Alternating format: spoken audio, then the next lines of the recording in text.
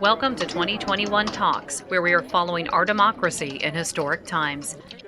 Today is Tax Day, an annual reminder of how much money Americans give Uncle Sam. In a normal year, the average taxpayer pays about $37 for the Environmental Protection Agency versus about $230 for one single military contractor. Lindsay Kashgarian with the National Priorities Project says President Joe Biden's budget blueprint reveals for the first time in years more than half of discretionary spending would go to domestic programs. That's a meaningful shift, but then they intend to basically give the Pentagon a budget that's the same as Trump's accounting for inflation. We want to see why they're doing that, especially given that they are pulling troops from Afghanistan, and there should be some savings associated with that. Kashgarian notes the requested increase for the Pentagon is larger than what's proposed for the CDC's entire discretionary budget.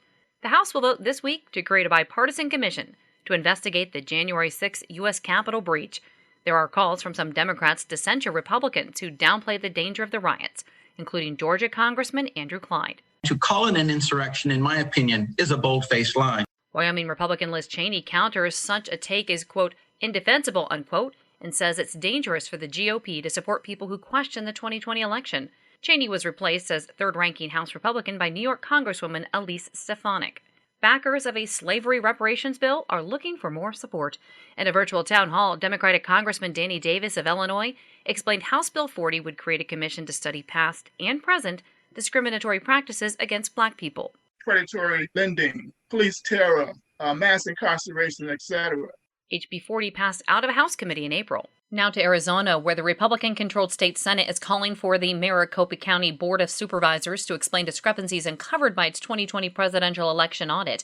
Those include chain of custody issues and missing election data, according to Arizona GOP Chairwoman Kelly Ward. We want the Senate's demands answered, or they need to face more subpoenas or real consequences. Republican Maricopa County Recorder Stephen Richer disputed the allegations on Twitter and called former President Donald Trump, quote, unhinged, unquote, for alleging the election database was deleted. 2 previous audits found no irregularities.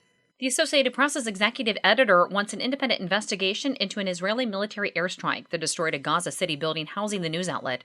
Sally Busby says they didn't know Hamas was operating inside the building. The Middle East conflict inspired protests across the globe this weekend, including a pro-Palestine rally in Washington, D.C. The people, united, will never be defeated. President Joe Biden spoke to Israeli and Palestinian leaders, affirming his support for Israel's right to defend itself against Hamas rocket attacks and committing to strengthen the U.S.-Palestinian partnership.